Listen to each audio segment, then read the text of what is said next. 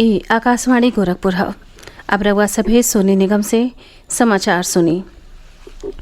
18 बरस से बेसी उम्र के आयु वर्ग खातिर सरकारी केंद्रन पर मुफ्त राष्ट्रव्यापी कोविड टीकाकरण अभियान जारी हो। युवा श्रोता लोगिन से हमार आग्रह हो कि कोविड रोधी टीका लगवावे और लोगिनों के एकरे बदे प्रोत्साहित करें। कोविड स्वास्थ्य बदे खतरा बनल बाटे, ऐसने में एहतियाती उपायन के पालन में कोताही न बरतें। जबले जरूरी न होके घरे से बहरे न निकले और एह 3 गो आसान उपायन का पालन करें।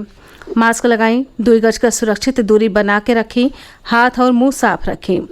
कोविड संबंधी जानकारी और मार्गदर्शन बदे राष्ट्रीय हेल्पलाइन नंबर 011-2397-8046 और 1075 पर संपर्क करें।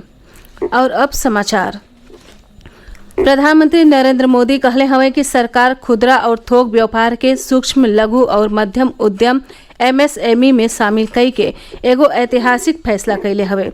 एगो ट्वीट में श्री मोदी कहले कि ऐसे हमारे करोड़ों व्यापारियन के आसान शर्त पर धन जुटवले के लेके कई तरह के और फायदा मिली और ऐसे उन्हें व्यापार बढ़ावे में मदद मिली। प्रधानमंत्री कहले कि सरकार व्यापारियन के सशक्तिकरण के प्रति वचनबद्ध हवे। इससे पहले काल ही MSME मंत्री नितिन गडकरी सूक्ष्म, लघु और मध्यम उद्यम खातिर संशोधित दिशा निर्देश जारी कैले रहले। एहमे खुदरा और थोक व्यापार के MSME में शामिल कैले का व्यवस्था हो। श्री गडकरी कहले कि संशोधित दिशा निर्देशन से करीब 2.5 करोड़ खुदरा और थोक व्यापारियन के फायदा हुई। यह उपाय से 250 करोड़ रुपया ले कारोबार वाले छोटहन खुदरा व्यापारियन और थोक विक्रेता लोगिन के बहुते फायदा हुई। ऐसे वो आत्मनिर्भर भारत के तहत घोषित कई गो योजनन का फायदा ले सकी हैं। खुदरा और थोक व्यापारी संघ सरकार के एक कदम का स्वागत कैले हवे। कोविड नियंत्रण बदे गठित टीम के साथे आज लखनऊ में भइल बैठकी के संबोधित करत मुख्यमंत्री योगी आदित्यनाथ कहले हवे कि कोविड महामारी के देखत प्रदेश का हालत हर दिन बेहतर हो रहल हो। ई और ढेर सतर्कता और सावधानी बरतले का समय हो।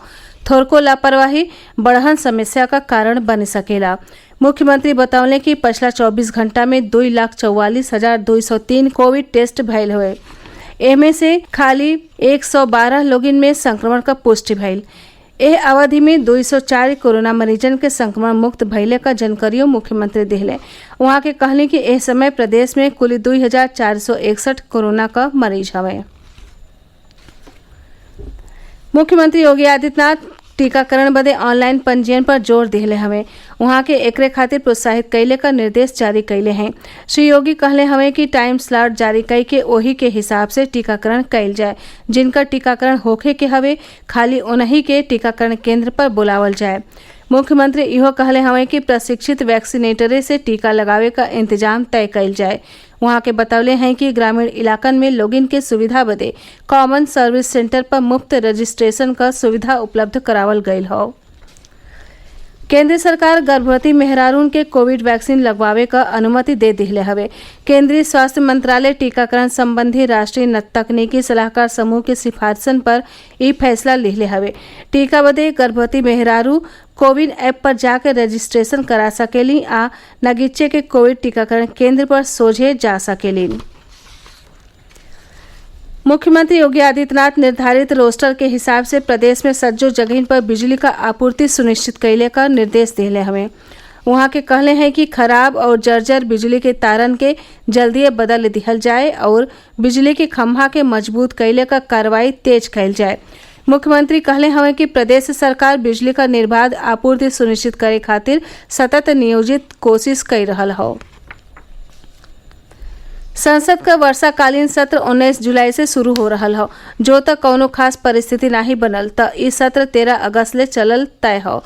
संसदीय कार्य मामलन का मंत्रिमंडलीय समिति संसद का मानसून सत्र 19 जुलाई से 13 अगस्त ले चलले का सिफारिश कैले रहे।